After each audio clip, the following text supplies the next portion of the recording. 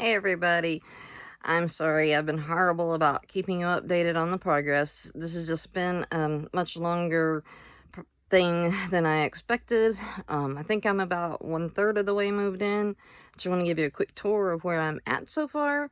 So let's take a look. Alright, this is going to be the working side. So there's not a lot in here yet, just because I wasn't able to get to where I can move that. But this is a kind of an antique desk that had been in my feed room forever. It was really damaged, so I gave it a quick paint job, make it look a little better. Same thing with this bookshelf, quick paint job, looks a little better. If you remember, I mentioned we had mold all over my building, so we sprayed it all down with a mold killer.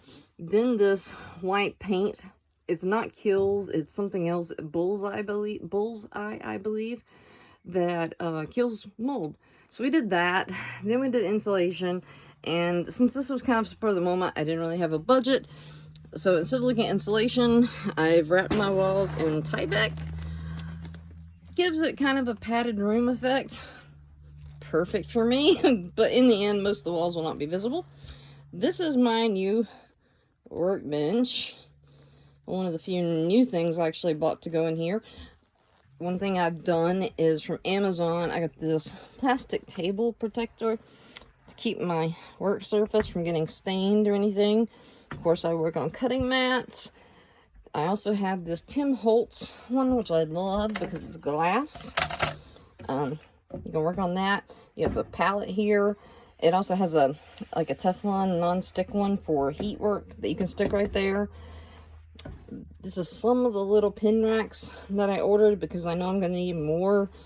I have a ton that I haven't moved down here yet that are full of pins. Working on that. I have some of my rugs down. I have more to go.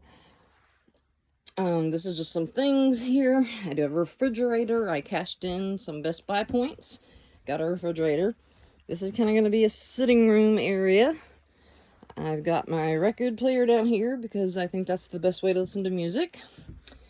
Got my tapestry from Natural Life. I happen to love them.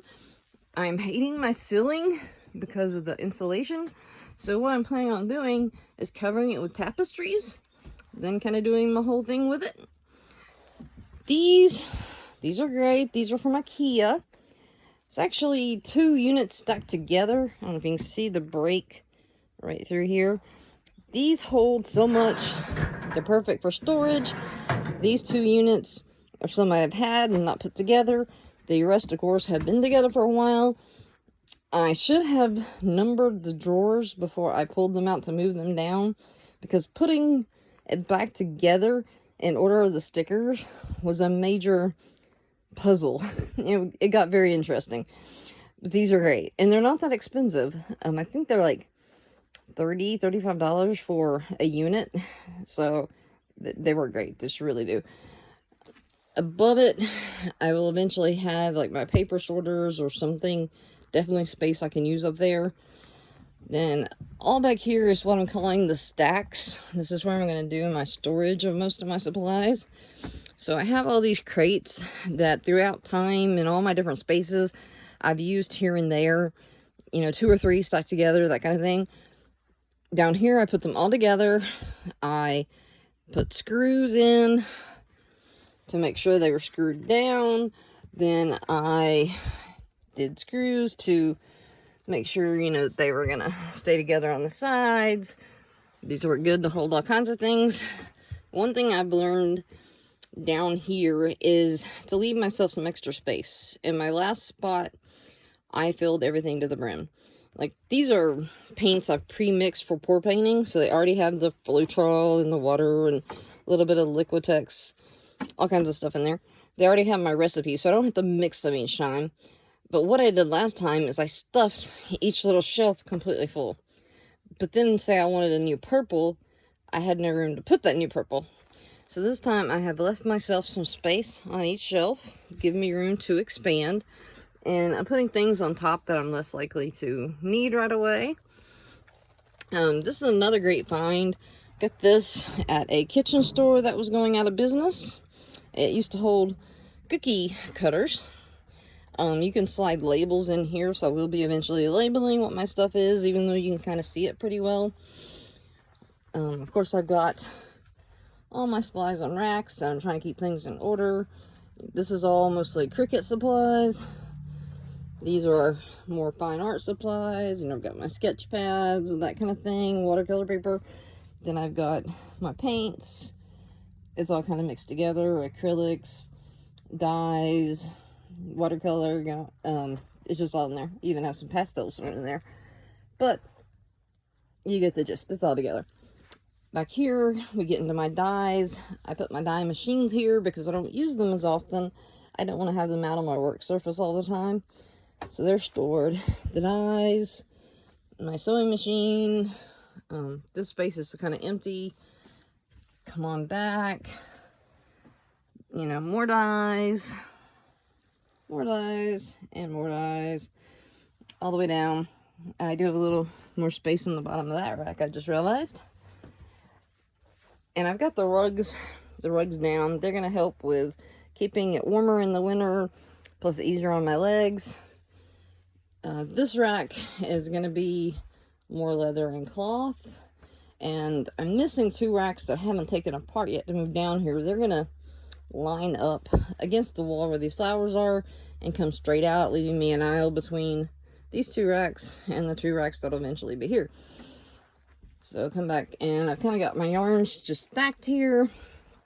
Some miscellaneous supplies. Then you get kind of into the bead area, which I label all my beads on the end, and I keep them in order by color. Just makes it kind of easier when I'm looking for something. Same thing, kind of all the way down, all the way up. Still have a lot more stuff to bring. This is something I did not come up with this idea, but it works really great. I can't get a really great shot of it because of all the yarn. But these are, I believe they're pants hangers. They sell them at the Dollar Generals. They're really cheap.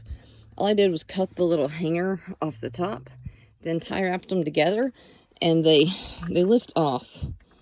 That's probably not the best example. They lift off, and you can slide whatever you want off. These work great for wires on a spool, ribbon on a spool, washi tape. You could even put vinyl rolls on these. I don't know if that would be extremely cost effective. Actually, it probably wouldn't, because these hangers are pretty cheap. You could put 3 rolls on each one.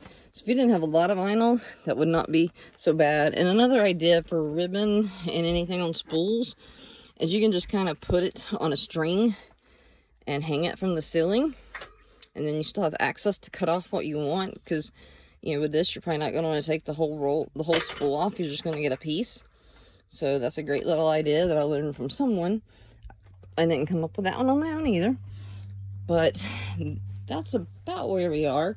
I have started storing some stuff up in the lofts. I don't know if I can get a shot of that. Not a whole lot. But up in there, we have a lot of stacked canvases, stuff I don't use that often. It is a little more difficult to get up there than what I thought. Actually, getting up is not that hard. Moving around up there is. You either have to crawl or do a crab walk. Little not so much fun.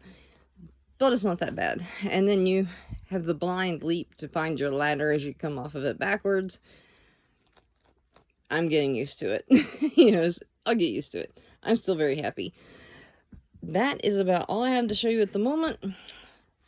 I'm sorry I've been so slow. I will try to be better. Hope everyone is hanging out during the COVID-19 2020 and keeping yourselves busy and healthy. Thanks. Have a good night.